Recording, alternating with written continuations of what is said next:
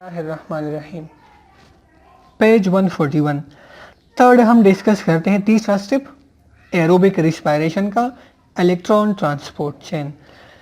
The last step, हाँ अच्छा, हमने पढ़ा क्रिप साइकिल, उसमें हमने डिस्कस किया कि हमें एटीपीज मिलते हैं, साथ में हमें NADH2 और FADH2 मिलते हैं जो कि चेक की शक्ल में है। अब ये NADH2 और FADH2 इंटर होते हैं इलेक्ट्रॉन ट्रांसपोर्ट चेन में। ये सारा जो प्रोसेस चल रहा है ये ATPs की फॉर्मेशन के लिए है। तो NADH2 FADH2 इंटर होंगे इलेक्ट्रॉन ट्रांसपोर्ट चेन के अंदर, और उसके बाद NADH2 FADH2 वो कन्वर्ट होते हैं एनर्जी में, ATPs में।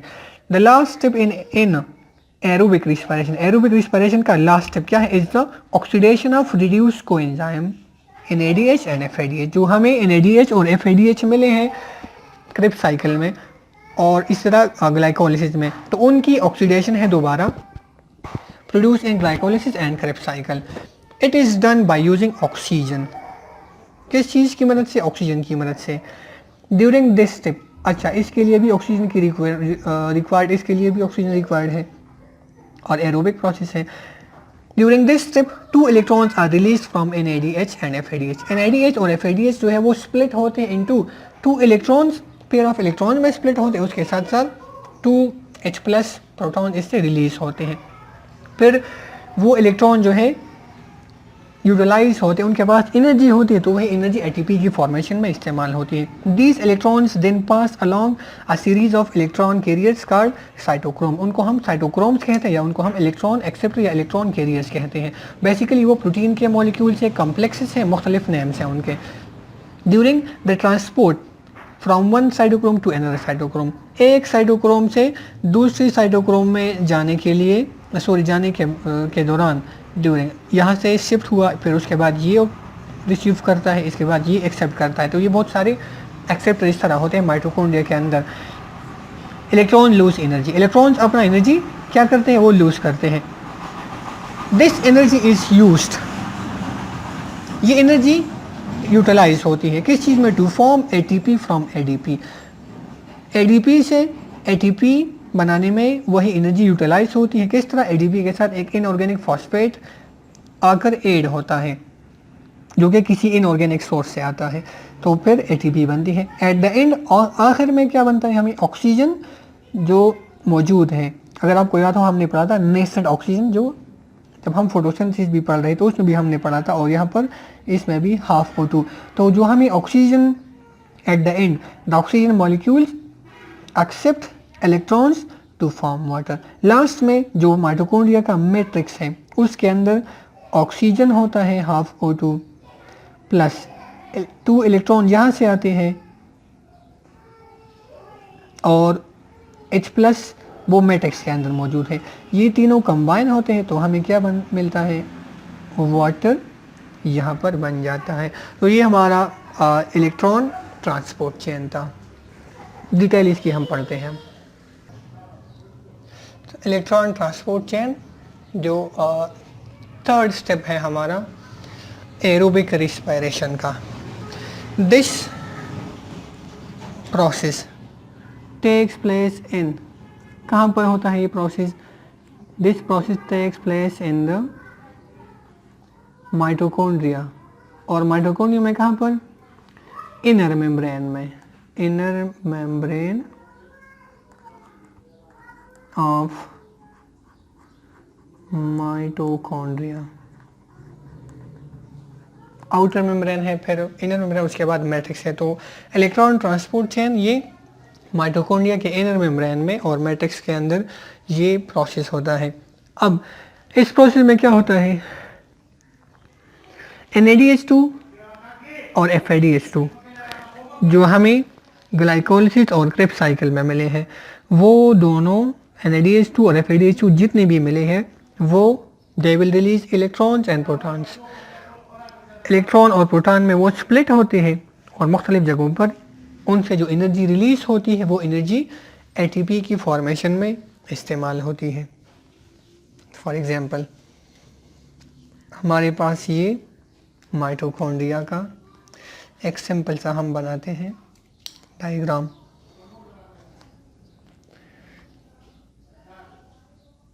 ये माइटोकॉन्ड्रिया का इनर मेम्ब्रेन है, ये इनर मेम्ब्रेन ऑफ माइटोकॉन्ड्रिया है। अच्छा, और बाहर ये क्या है, ये मैट्रिक्स है। इसी तरह ये माइटोकॉन्ड्रिया का इंटर मेम्ब्रेन स्पेस यहाँ पर हम मेंशन करते हैं, ये इंटर मेम्ब्रेन स्पेस है। अगर आपको माइटोकॉन्ड्रिया का डायग्राम याद हो तो आपको फिर याद होगा। अच्छा, ये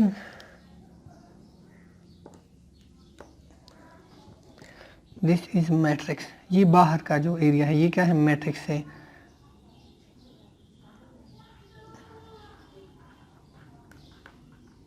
ये क्या है, मैट्रिक्स है। सपोज माइटोकॉन्ड्रिया अगर आपको याद हो, सिंपल सा एक डायग्राम हम ड्रा करते हैं यहाँ पर। ये सपोज हमारे पास माइटोकॉन्ड्रिया है, ये उसका आउटर मेम्ब्रेन है।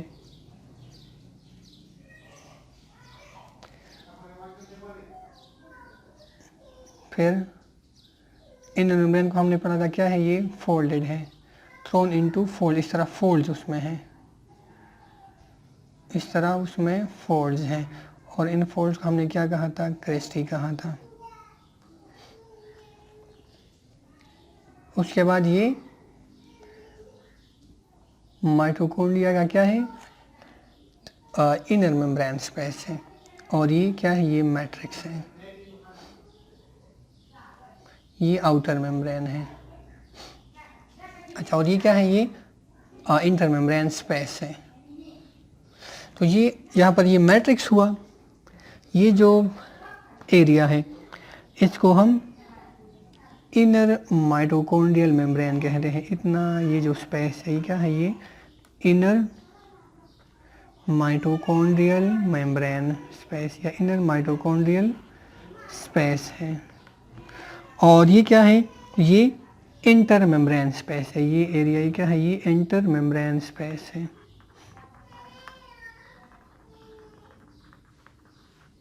इंटर मेम्ब्रेन स्पेस है। अच्छा, अब हमने पढ़ा कि इलेक्ट्रॉन ट्रांसपोर्ट चेन में NADH2 FADH2 वो पास होते हैं through a series of electron acceptor या इलेक्ट्रॉन कैरियर। हम कुछ कैरियर इस तरह बनाते हैं, नेम्स हम नहीं लिखते, बस सिंपली हम इस तरह स्टार लगाते हैं। ये बहुत सारी इस तरह इलेक्ट्रॉन एक्सेप्टर्स हैं। बारी बारी इन इलेक्ट्रॉन एक्सेप्टर्स में से ये इलेक्ट्रॉन्स पास होते हैं, एक से दूसरे में इस तरह, तीसरे में इस तरह, बहुत सारे एक्सेप्टर्स होते हैं इलेक्ट्रॉन कैरियर से। तो लास्ट में हमें बहुत चीज़ें मिलती हैं। अच्छा, तो एंड सो ऑन एक्सेट्रा, बस इस तरह ये इलेक्ट्रॉन एक्सेप्टर्स हैं, उनके फिर अलग अलग नेम्स हैं। Electron transport chain NADH2 FADH2 जो ग्लाइकोलिसिस और क्रिप्स साइकिल में हमें मिले हैं, वो स्प्लिट होते हैं into a pair of protons plus electrons में। ये सपोज हमारे पास कोई NADH2 है, इस तरह एक FADH2 भी हम लेते हैं, एक NADH2 की बात हम करते हैं। तो एक NADH2 ये स्प्लिट होता है दो चीज़ों में, 2 इलेक्ट्रॉन्स मतलब पेयर ऑफ इलेक्ट्रॉन्स में प्लस पेयर ऑफ प्रोटॉन्स में स्प्लिट होता है। अब ये एक NADH2 स्प्लिट हुआ प्रोटॉन्स में प्लस इलेक्ट्रॉन्स में। अब ये जो प्रोटॉन्स है they accumulate in the matrix, ये प्रोटॉन्स मैट्रिक्स में यहाँ पर जमा होते हैं। जो इलेक्ट्रॉन्स हैं they pass through a series of electron carriers. अब ये सबसे पहले फर्स्ट जो इलेक्ट्रॉन कैरियर है इसको ये इलेक्ट्रॉन ये एक्सेप्ट करता है। अब ये फर्स्ट इलेक्ट्रॉन एक्सेप्टर जिसको हम साइटोक्रोम कहते हैं, ये सारे साइटोक्रोम हैं, कॉम्प्लेक्सेस हैं, मॉलिक्यूल्स हैं जो प्रोटीन से बने हैं। फर्स्ट ये एक्सेप्ट करता है, फिर ये नीचे 1 बाय 1 यहाँ से पास होता हुआ चला जाता है, मैट्रिक्स में वापस आता है। ये इलेक्ट्रॉन जो है, दो इलेक्ट्रॉन जो हमें मिले हैं NAD या फिर FADH2 की स्प्लिटिंग से, ये इलेक्ट्रॉन्स फिर मैट्रिक्स में दोबारा जाते हैं। अब यहाँ एक कम्प्लेक्स से जब दूसरी कम्प्लेक्स में ये पास होते हैं तो ये एनर्जी रिलीज करते हैं। ये क्या है? ये एनर्जी है। एनर्जी जो इलेक्ट्रॉन्स में मौजूद है वो यहाँ पर रिलीज हो गई। और वो एनर्जी कहाँ यूटिलाइज होती है? वो एनर्जी यूटिलाइज होती है ADP से ATP बनाने में। अब यहाँ पर एक इनऑर्गेनिक फॉस्फेट की एडिशन होती है तो ATP हमें मिलते हैं। अब ये NADH2 है, ये 3 जगहों पर इस तरह एनर्जी रिलीज ये NADH2 करता है। इस तरह जब ये इलेक्ट्रॉन दूसरे कम्प्लेक्स में किसी और जगह पास होते हैं तो किसी दूसरी जगह भी ये एनर्जी रिलीज करते हैं। वही एनर्जी दोबारा ADP से ATP बनाने में इस्तेमाल होती है। ये ADP है प्लस इनऑर्गेनिक फॉस्फेट है तो ATP बनती है। इस तरह जब ये मुख्तलिफ कम्प्लेक्स में से पास होता हुआ नीचे जाता है तो किसी और जगह एनर्जी रिलीज करता है और वहाँ भी ADP के साथ एक इनऑर्गेनिक फॉस्फेट कंबाइन होता है तो हमें क्या मिलता है? हमें ATP मिलती है। तो ये 3 जगहों पर एनर्जी रिलीज करता है। So that's why we say that 1 NADH2 is equal to 3 ATP, क्योंकि मुख्तलिफ 3 जगहों पर ये एनर्जी रिलीज करता है और फिर हमें 3 ATP मिलती है। अच्छा, अब NADH2 स्प्लिट हुआ into a pair of protons plus electrons में। ये इलेक्ट्रॉन मुख्तलिफ जो है साइटोक्रोम या इलेक्ट्रॉन कैरियर्स ऑब्टेन करते हैं, रिसीव करते हैं। फिर ये एक कम्प्लेक्स से दूसरे में जब पास होता है तो मुख्तलिफ जगहों पर 3 मुख्तलिफ जगहों पर एनर्जी रिलीज करता है। एक यहाँ पर, दूसरी यहाँ पर रिलीज हो गई। मुख्तलिफ कम्प्लेक्सेस है, फिर ख़ास कम्प्लेक्सेस पे ये एनर्जी रिलीज करता है। थर्ड में यहाँ पर ये थर्ड है, 3 जगहों पर एनर्जी रिलीज करता है और वो एनर्जी किस चीज़ में इस्तेमाल होती है? ADP से ATP बनाने में वो एनर्जी इस्तेमाल होती है। तो एक ATP हमें यहाँ मिल गई, एक ATP यहाँ और एक ATP यहाँ पर मिल गई। अब ये हमें 3 ATP मिलते हैं। अच्छा, जो प्रोटॉन्स हैं सिंपली हम यहाँ पर इस लेवल पे हम सिंपली कहते हैं। अच्छा, प्रोटॉन की तरफ हम बाद में आते हैं। अब इलेक्ट्रॉन ने तमाम एनर्जी रिलीज की, लास्ट में जब ये यहाँ पर पहुँच जाते हैं, आखिरी कम्प्लेक्स में पहुँच गए, यहाँ पर भी कोई कम्प्लेक्स होगा 2 इलेक्ट्रॉन। अब इनके पास एनर्जी, जितनी भी एनर्जी थी वो रिलीज हो गई है। अब ये इलेक्ट्रॉन यहाँ पर आकर ऑक्सीजन के साथ ये इलेक्ट्रॉन्स कंबाइन होते हैं। यहाँ पर माइटोकॉन्ड्रिया के मैट्रिक्स में हाफ O2 मौजूद है। अब यहाँ पर ऑक्सीजन मौजूद है, ये इलेक्ट्रॉन आकर ऑक्सीजन के साथ कंबाइन होते हैं। यहाँ पर जो प्रोटॉन्स हैं, प्रोटॉन्स यहाँ से आकर इस ऑक्सीजन के साथ ये भी कंबाइन होते हैं। अब इन तीनों की कम्बिनेशन से क्या बनता है? हमें मॉलिक्यूल ऑफ वाटर मिलता है। H2O की फॉर्मेशन यहाँ पर हो गई और साथ में हमें क्या मिला? हमें ATPs भी मिल गए। अब मुख्तलिफ जगहों पर हमें मुख्तलिफ सारे ATPs मिलते हैं इसी तरह। तो ये एक NADH2, इस तरह दूसरा, तीसरा, चौथा, जितने भी NAD या फिर इस तरह जितने भी FADH2 हैं वो यहाँ आकर माइटोकॉन्ड्रिया के मैट्रिक्स में वो स्प्लिट होते हैं। किस चीज़ में? अब यहाँ पर सारे एंजाइम मौजूद हैं इनकी स्प्लिटिंग के लिए। तो ये एक NADH2 इस तरह एक FADH2 स्प्लिट होता है into a pair of electrons plus pair of protons में। अब ये इलेक्ट्रॉन्स इन कैरियर्स जिनको हम साइटोक्रोम्स कहते हैं, ये क्या है? ये साइटोक्रोम्स है सारे, ये इलेक्ट्रॉन एक्सेप्टर्स हैं, इलेक्ट्रॉन को एक्सेप्ट करते हैं, उनको कैरी करते हैं और एक से जब दूसरे में पास होते हैं तो वो मुख्तलिफ जगहों पर एनर्जी रिलीज करते हैं ये इलेक्ट्रॉन्स। अब अगर NADH2 की स्प्लिटिंग होती है तो 3 जगहों पर एनर्जी रिलीज करेगा इलेक्ट्रॉन। अगर FADH2 की स्प्लिटिंग होती है तो फिर एनर्जी 2 जगहों पर रिलीज होती है। और हर पॉइंट पर जब एनर्जी रिलीज होती है तो वो एनर्जी ADP से ATP बनाने में इस्तेमाल होती है। तो एक ATP दूसरे और इस तरह तीसरे, तो हमें एक NADH2 से 3 ATPs मिलते हैं। इस तरह दूसरे से भी इस तरह जितने भी NADH2 या फिर FADH2 हैं तो उनसे मुख्तलिफ जगहों पर हमें ATPs मिलते हैं। लास्ट में जब सारा उनके पास जितना भी मतलब एनर्जी स्टोर्ड है वो इन्होंने इलेक्ट्रॉन ने इमिट की वो एनर्जी, तो फिर लास्ट में इलेक्ट्रॉन्स कौन एक्सेप्ट करता है? लास्ट में ये electron they are taken by oxygen, oxygen के साथ ये कंबाइन होते हैं। और जो माइटोकॉन्ड्रिया के मैट्रिक्स में जो प्रोटॉन्स पहले से मौजूद थे, सिंपली हम कहते हैं ये प्रोटॉन यहाँ पर है, बस इतना आप समझ लें, ये प्रोटॉन यहाँ पर पहले से मौजूद थे। तो ये प्रोटॉन आकर इन मतलब इस ऑक्सीजन के साथ, एटम के साथ ये कंबाइन होते हैं और हमें वाटर मॉलिक्यूल मिलता है। तो जो हमने बुक में पढ़ा था कि energy is used to form ATP from ADP and inorganic phosphate, जो एनर्जी ये लूज करते हैं वो किस चीज़ में इस्तेमाल होती है? ADP से ATP बनाने में। और उसके साथ साथ एट द एंड आखिर में क्या होता है? Oxygen molecule accept electrons to form water. यहाँ से ये इलेक्ट्रॉन ऑक्सीजन एक्सेप्ट करेगा, वहाँ से प्रोटॉन आएगा, दोनों कंबाइन होते हैं तो हमें वाटर मिलता है। तो ये सारा हमारा इलेक्ट्रॉन ट्रांसपोर्ट चेन का प्रोसेस था जो कि माइटोकॉन्ड्रिया के इनर मेम्ब्रेन और उसके मैट्रिक्स के अंदर कंप्लीट होता है। अच्छा, अब अगर हम एनर्जी की बात करें कि हमें कितनी एनर्जी मिलती है,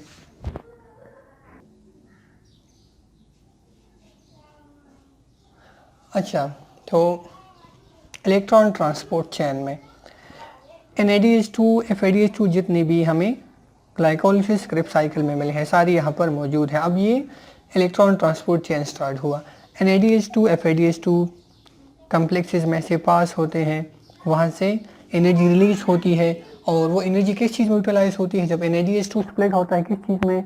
into a pair of electron plus protons में। तो ये इलेक्ट्रॉन जब डाउन द ग्रेडियंट जाते हैं तो एनर्जी रिलीज करते हैं रेडिएशन के शक्ल में और वही एनर्जी यूटिलाइज होती है ATP की फॉर्मेशन में। तो 3 जगहों पर NADH2 और 2 जगहों पर FADH2 एनर्जी रिलीज करता है। अब ये 2 NADH2 है तो बहुत सारी एनर्जी रिलीज होती है 4 ATP यहाँ पर, फिर यहाँ पर ये 2 NADH2 है 6 ATPs, फिर 6 NADH 18 ATPs 6 3 13 और फिर उसके बाद 2 FADH2 और दोनों से 4 ATP एनर्जी रिलीज होती है। अब इनका जब हम टोटल नेट गेन मालूम करते हैं तो 2 ATPs यहाँ पर, 2 ATPs यहाँ पर, 4 ATP इस तरह 6 ATP 18 और प्लस 4, ये मिलाकर हमारे पास 36 ATPs हमें मिलते हैं। जो हमारे पास गेन है वो 38 है, लेकिन हमने ग्लाइकोलिसिस में पढ़ा था कि 2 ATP वहाँ पर यूज होते हैं। तो जो हमारे पास टोटल जो नेट गेन है हमारे पास वो 36 ATP है। और ग्लाइकोलिसिस क्रिप्स साइकिल में जब हमने एनर्जी की इन्वेस्टमेंट की थी, ये एनर्जी की इन्वेस्टमेंट थी अगर आपको याद हो, NADH2 FADH2 इस तरह ये जो चीज़ें बन रही थी कोएंजाइम, ये क्या है? ये जब रिड्यूस हो रहे थे तो हमने कहा था कि ये हमारे पास चिक है, हमने एनर्जी इन्वेस्ट की थी, हमने एनर्जी को इन्वेस्ट किया था। अब यहाँ पर हम उसको क्या करते हैं? हम उस इन्वेस्टमेंट को हम यहाँ पर मतलब उन चेक्स को हम कैश कर रहे हैं और मुख्तलिफ जगहों पर हमें एनर्जी मिल रही है। तो बारी बारी NADH2 इस तरह FADH2 वो इलेक्ट्रॉन ट्रांसपोर्ट चेन के अंदर इंटर होंगे और उसके बाद एनर्जी मुख्तलिफ जगहों पर रिलीज होती है। तो टोटल हमारे पास तीनों स्टेप्स पे से 36 ATP हमें एनर्जी मिलती है। उसका एक सिंपल अगर हम यहाँ पर मेंशन करें कि हमें कितने ATPs मिलते हैं, तो पहले हमारे पास है स्टेप, उसके बाद ATP, फिर NADH2 या FADH2 और फिर उसके बाद है हमारे पास ग्रेन टोटल कि हमें कितनी ATPs मिलते हैं। फर्स्ट हमारे पास है स्टेप ग्लाइकोलिसिस। फर्स्ट स्टेप हमारे पास क्या है? ग्लाइकोलिसिस। ग्लूकोज जब स्प्लिट होता है into 2 molecules of pyruvic acid में, उसमें हमने पढ़ा था हमें एटीपीज कितने मिलते हैं 2, टोटल 4 एटीपी, लेकिन 2 इस्तेमाल होते हैं तो 2 एटीपी रह जाते हैं। तो नेट गेन हमारे पास क्या है वो 2 एटीपी है।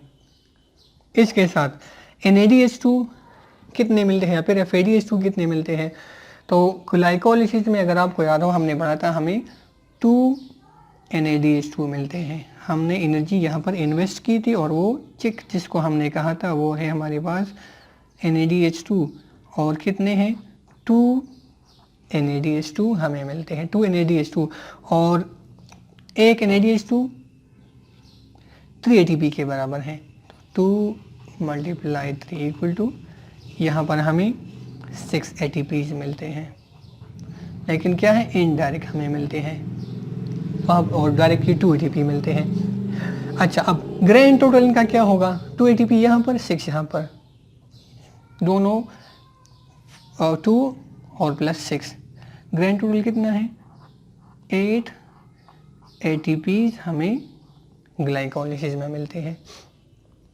इसी तरह दूसरा जो स्टेप है वो क्या है, क्रेब्स साइकिल है।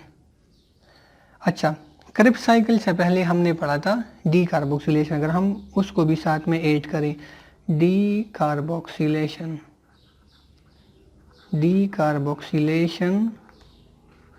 ऑफ पायरुविक एसिड, जो हमने पढ़ा था कि वहाँ पर पायरुविक एसिड पार्टिसिपेट, ये डी है, सही है, डी कार्बोक्सिलेशन, कार्बन की रिमूवल होती है। हमने पढ़ा था कि pyruvic acid as such participate नहीं कर सकता, तो वो कन्वर्ट होता है पहले एसिटाइल कोएंजाइम ए में। अब ये कोएंजाइम ए क्या है, या एसिड, ये जो कोएंजाइम ए की एडिशन होती है, कोएंजाइम ए एक्चुअली ये ऑक्सीडेशन ऑफ पायरुविक एसिड करता है। कोएंजाइम ए का फंक्शन क्या है, ये पायरुविक एसिड की ऑक्सीडेशन करता है और उसको कन्वर्ट करता है एसिटाइल कोएंजाइम ए में। तो ये कोएंजाइम ए की एडिशन होती है और कार्बन की रिमूवल होती है, अब बनता है एसिटाइल कोएंजाइम ए, जो कि 2 कार्बन कंपाउंड है, तो एक कार्बन वहाँ से रिलीज होता है, रिमूव होता है, तो डी कार्बोक्सिलेशन, इस वजह से हम इसको कहते हैं। अब D carboxylation of pyruvic acid जब होती है तो उसमें हमने पढ़ा था कि हमें वहाँ पर भी कुछ ADPs या NADH2 FADH2 हमें मिलते हैं। ATP अगर आप रिकॉल करें, ATP हमें डायरेक्ट नहीं मिलते, लेकिन हमें चिक की शक्ल में ATP ज़रूर मिलते हैं। कितने ATP वहाँ पर हमें मिलते हैं, 2 NADH2, 2 NADH2, oxidation reduction process है, एक चीज़ की ऑक्सीडेशन होती है तो दूसरी की रिडक्शन होती है, तो ऑक्सीडेशन ऑफ पायरुविक एसिड हो रही है, साथ में ये जो कोएंजाइम है ये रिड्यूस हो रहे हैं। अब 2 NADH2 हमें मिलते हैं और ये किसके बराबर है, 2 × 3 इक्वल टू 6 ATPs, तो 6 ATPs यहाँ पर भी हमें मिल रहे हैं जो कि इनडायरेक्ट हैं। अब इनका ग्रैंड टोटल कितना होता है, वही, क्योंकि यहाँ ATP नहीं है, सिर्फ NADH2 मिलते हैं, तो ग्रैंड टोटल है 6 ATPs। उसके बाद हमारा थर्ड स्टेप है जिसको हमने कहा था क्रेब्स साइकिल। क्रेब्स साइकिल जो कि सर हैंस क्रेब ने डिस्कवर किया था, स्टडी किया था। क्रेब्स साइकिल में हमें, अगर आपको याद हो, हमने पढ़ा था हमें डायरेक्ट 1 ATP एक मॉलिक्यूल से मिलती है। क्रेब्स साइकिल में एक डायरेक्ट ATP हमें मिलती है। अब एक मॉलिक्यूल से, ये 2 मॉलिक्यूल हैं, तो 1 × 2 इक्वल टू 2 ATP, 2 ATP हमें मिलते हैं यहाँ पर, क्योंकि 2 मॉलिक्यूल्स हैं। अच्छा, अब NADH2 या फिर FADH2 की अगर हम बात करें, तो अगर आपको याद हो हमने ये पढ़ा था कि 3 जगहों पर हमें 3 NADH2 मिलते हैं और 1 FADH2 हमें मिलता है, तो 3 H2 मिलते हैं। Let me expand this one. अच्छा, हमें 3 NADH2 मिल रहे हैं। उसके साथ साथ हमें क्या मिलता है, 1 FADH2 एक मॉलिक्यूल से मिलता है। अब 3 NADH2 और 1 FADH2 एक की हम बात कर रहे हैं। जब हम दो मॉलिक्यूल्स की बात करेंगे तो फिर क्रेब्स साइकिल में दोनों से हमें 3 NADH2 और 1 FADH2 मिलता है। 3 अब 6 और एक 3 के बराबर है। तो ये कितने ATPs बनते हैं, यहाँ से हमें बनते हैं 18 ATPs हमें यहाँ मिलते हैं। अच्छा, अब इसको हम अगर 2 के साथ मल्टीप्लाई करें तो क्या है, 6 है। 2 के साथ मल्टीप्लाई करें तो ये 6 बनते हैं। तो 6 और फिर अगर एक NADH2 की हम बात करें तो 3 ATP के बराबर है, तो हमें टोटल 18 ATP मिलते हैं। उसके साथ अगर हम FAD की बात करें तो एक मॉलिक्यूल से एक FADH2, दूसरे से भी दूसरा, तो कितने बनते हैं, 2। अब 2 FADH2 बनते हैं और एक FADH2 2 के बराबर है, तो फिर 2 किसके बराबर होंगे, वो 4 ATPs के बराबर होंगे। अब हमें क्या मिला, हमें 18 ATPs NADH2 से और 4 ATPs हमें FADH2 से क्रेब्स साइकिल के अंदर मिलते हैं। लेकिन ये अभी क्या है, ये चेक की शक्ल में है।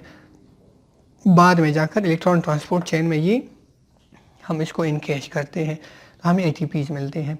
और अब इनका ग्रेन टोटल क्या होता है, यहाँ से 2 ATP प्लस 18, 3 और 3, मतलब एक मॉलिक्यूल से 3 NADH2, तो दूसरी से भी 3 NADH2। अब दोनों 3 × 3 9 NADH2, एक मॉलिक्यूल से 9, दूसरी से तो 18 ATPs मिलते हैं। इसी तरह 1 FADH2 एक मॉलिक्यूल से, दूसरी से भी 1 FADH2 और एक FADH2 2 ATP के बराबर है, तो 2 × 2 4, तो 18 + 4 22 हो गई, प्लस 2 24। तो ग्रैंड टोटल कितना बनता है, हमें यहाँ पर टोटल 24, इस स्टेप से टोटल 24 ATPs मिलते हैं। अब इनको हम ऐड करते हैं। अब हमें क्या मिलता है, यहाँ पर लास्ट में 8 ATPs प्लस 6, 8 + 6 14 + 24, टोटल हमें 38 ATPs मिलते हैं।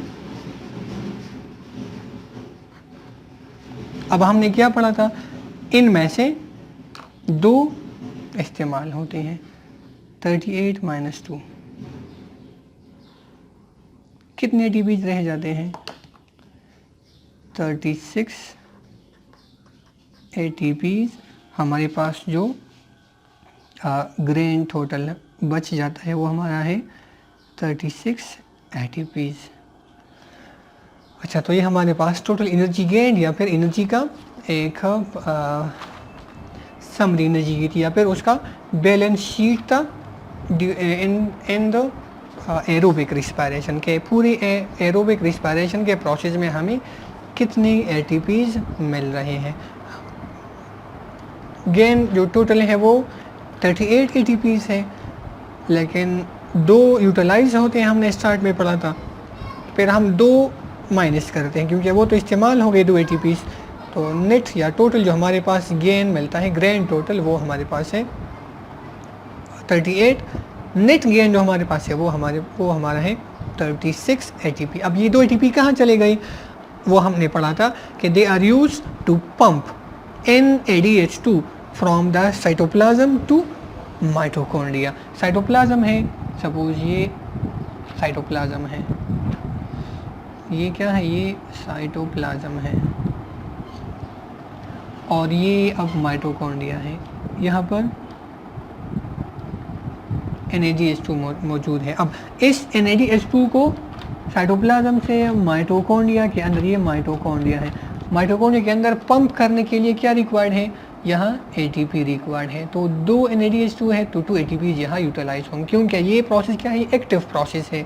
और एक्टिव क्यों है, क्योंकि माइटोकॉन्ड्रिया का जो मेम्ब्रेन है it is impermeable to NADH2, यहाँ से NADH2 पास नहीं हो सकते, इस वजह से यहाँ ATP रिक्वायर्ड है। तो वो 2 ATP हम यहाँ से माइनस करते हैं तो टोटल हमारे पास जो गेन है, नेट गेन, वो 36 ATP रह जाते हैं। और ये एक मॉलिक्यूल से, समझ आ गई बात, जहन में रखें। 1 ग्लूकोज मॉलिक्यूल, यहाँ लिखते हैं 1 ग्लूकोज मॉलिक्यूल, एक glucose molecule when completely, start में हमने इसको पढ़ा भी था, oxidises during aerobic respiration, it will give us 36 ATPs। एक ग्लूकोज मॉलिक्यूल जब एरोबिक रिस्पायरेशन के दौरान फुली ऑक्सीडाइज होता है तो वो हमें 36 ATP एनर्जी देता है। और अगर इन एरोबिक की हम बात करें तो वहाँ से फिर हमें सिर्फ टोटल 2 ATPs हमें मिलते हैं। तो ये हमारा glycolysis, Krebs cycle, electron transport chain, मतलब एरोबिक रिस्पायरेशन था।